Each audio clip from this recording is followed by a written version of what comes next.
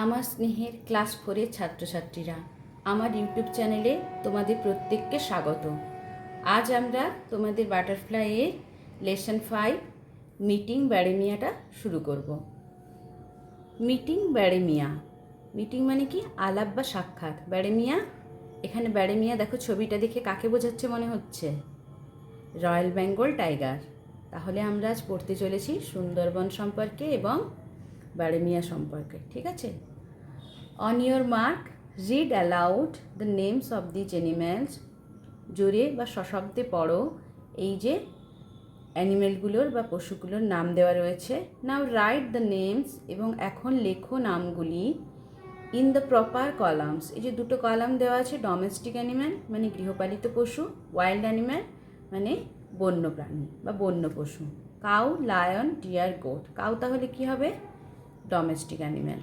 Lion কি হবে? Wild animal. ডিয়ারও ওয়াইল্ড অ্যানিম্যাল। আর গোট কি হবে? Domestic animal.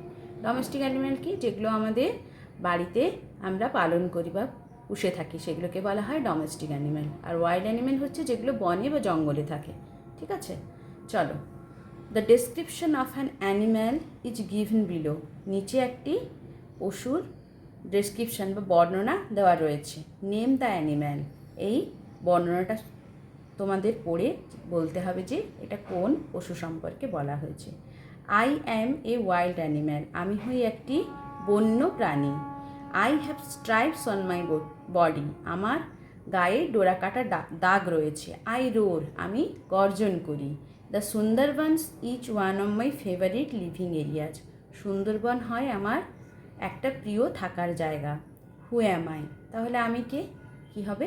টাইগার। তোমরা রয়্যাল বেঙ্গল টাইগারও বলতে পারো, কারণ সুন্দরবনে রয়্যাল বেঙ্গল টাইগারই বেশি থাকে। নেক্সট পেজে চলো, লেটস রিড, চলো পড়ি। টু ব্রাদার্স, দুজন ভাই, সুবল অ্যান্ড মাদল, তাদের নাম কি? সুবল এবং Madal. Lived in a village, বাস করে একটা গ্রামে। ইন দ্য সুন্দরবনস, সুন্দরবনের। The Sundarbans is in the extreme south of Bengal, সুন্দরবনটা অবস্থিত কোথায়? এক্সট্রিম, একদম প্রান্তে বা শেষে। সাউথ, দক্ষিণ অফ বেঙ্গল, বাংলার একদম দক্ষিণ প্রান্তে অবস্থিত Sundarban. It is a place of rivers, এটা হয় একটা স্থান বা জায়গা যেটাই কিনা রয়েছে নদী, ওয়াটারওয়েজ জলপথ, অ্যান্ড জাঙ্গলস এবং জঙ্গল। সুবল অ্যান্ড মাদল ওন্ড এ বোট, সুবল এবং মাদলের রয়েছে একটা ছোট নৌকো বা ডিঙি নৌকো। ওয়ান ডে, একদিন, they were sailing down the Matla river, তারা নৌকোয় চড়ে কোথায় গেল? মাতলা রিভারে। It was early morning, river মানে নদী। ইট ওয়াজ আর্লি মর্নিং, এটা হচ্ছে খুব সকাল বা ভোর। দে ওয়ার গোয়িং ডিপ, তারা যাচ্ছিল গভীর। ইনটু দ্য ফরেস্ট, জঙ্গলের গভীরে। They were out to collect, তারা বেরিয়েছিল সংগ্রহ করতে। ড্রাই ব্রাঞ্চেস, শুকনো ডালাপালা বা শুকনো শাখা প্রশাখা। ফর ফুয়েল, কিসের জন্য? জ্বালানির জন্য। Subal had never gone into the deep forest before, Subal had never গন, সুবল কোনোদিন যায়নি। ইনটু দ্য ডিপ ফরেস্ট, গভীর জঙ্গলে। বিফোর, আগে। ইট ওয়াজ হিজ ফার্স্ট টাইম, এটা ছিল তার প্রথমবার। And he was very excited, এবং সে ছিল খুব রোমাঞ্চিত বা উত্তেজিত। ফ্রম বাসন্তী, বাসন্তী থেকে দ্য রিভার ন্যারোড ডাউন, নদীটা সরু হয়ে গিয়েছিল। বিয়ন্ড বাসন্তী, বাসন্তীর পরে the river took the name of বিদ্যা, নদীটির নাম নিয়েছিল বিদ্যা নামে। ইট ফ্লোট সাউথ, এটা প্রবাহিত হয়েছিল কোথায়? সাউথ, দক্ষিণে। চলো এবার ওয়াটারটা দেখি। এক্সট্রিম, ফার্থেস্ট, প্রান্ত, একদম শেষ। ওয়াটারওয়েজ, জলপথ। এ river or channel along with boats can travel, একটা নদী বা জলপথ যেটাই কিনা নৌকো চলাচল করতে পারে। ওন্ড, বিলং টু, ওন্ড মানে তার অধিকার রয়েছে, তাহলে বিলং টু, যার কাছ থেকে সেটা পাওয়া যায় বা যার সেটা রয়েছে। বিয়ন্ড, পরে। অ্যাহেড অফ, এর অর্থ পরে। চলো এবার এখান থেকে আমরা কী কী নতুন শব্দ আর শিখলাম লিখে ফেলি।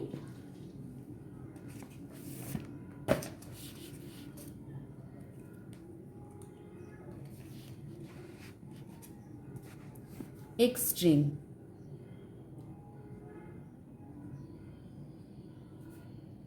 প্রান্ত বা একেবারে শেষে। তারপরে ওয়াটারওয়েজ,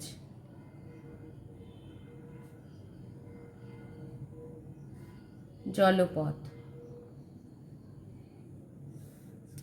তারপরে ওন্ড,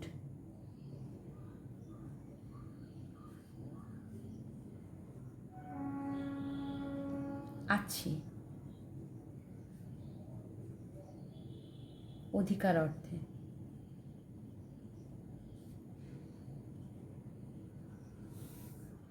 সেলিং ডাউন, সেলিং মানে জলপথে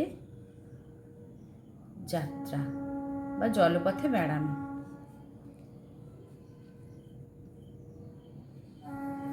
কালেক্ট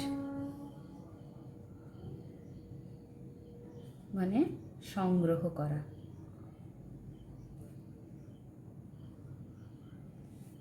ফুয়েল মানে জ্বালানি।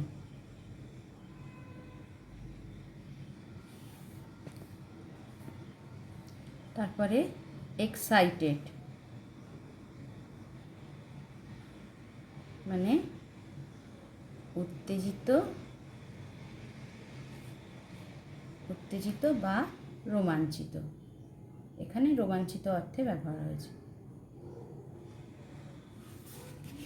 ন্যারোড ডাউন,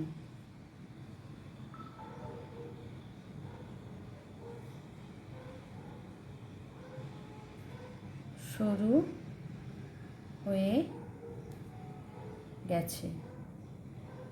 বিয়ন্ড পরে বা ছাড়িয়ে। Float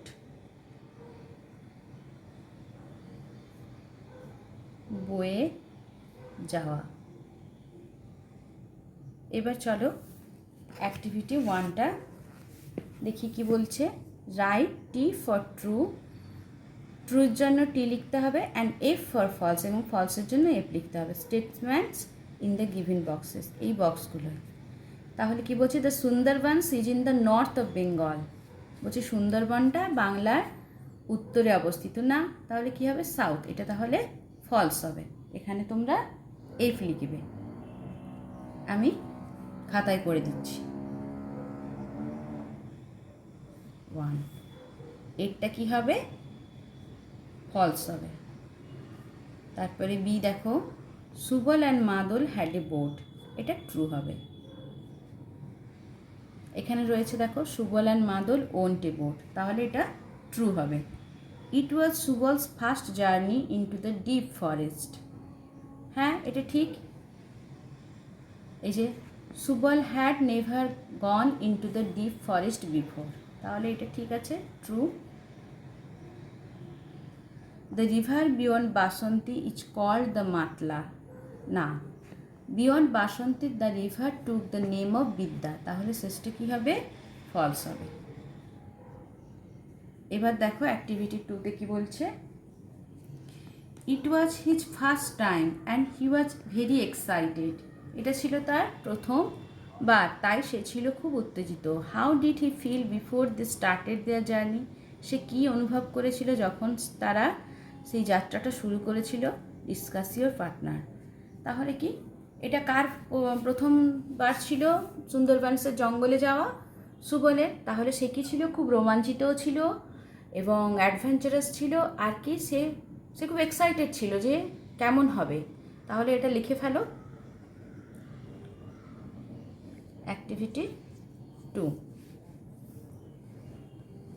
before they started their journey,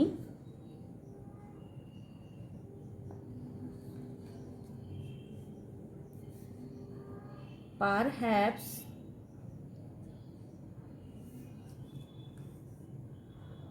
Subal was very excited.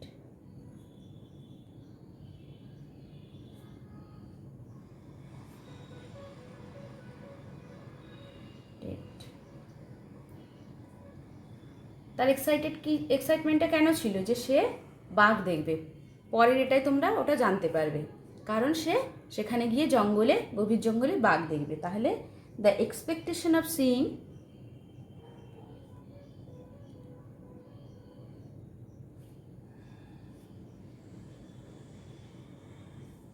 a tiger on the journey made him feel very thrilled. thrilled মানে রোমাঞ্চিত হওয়া বা রোমাঞ্চিত, and adventurous.